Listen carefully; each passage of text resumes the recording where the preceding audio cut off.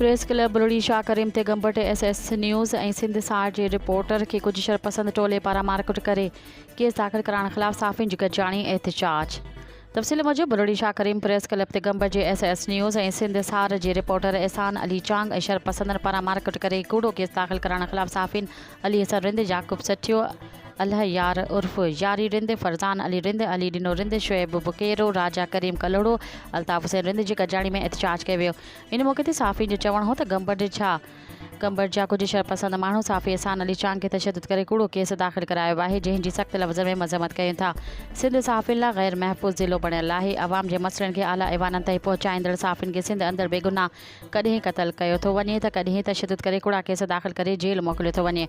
हुननि सख़्त नारेबाज़ी कंदे SSP Gambat, DSP Gambat, DIG Sindh खां मुतालबो कयो आहे त साफ़ियुनि ते तशद्दुद कंदड़ टोड़े ख़िलाफ़ जल्द FIR करे खेनि जेल भेड़ो कयो वञे, साफ़ियुनि सां इंसाफ़ कयो वञे। ॿी सूरत में पूरी सिंध अंदरि एहतिजाज जो दाइरो वधायो वेंदो। रिपोर्ट फरज़ान अली रिंद, लाड़वाइस न्यूज़, बुरड़ी शाह करीम।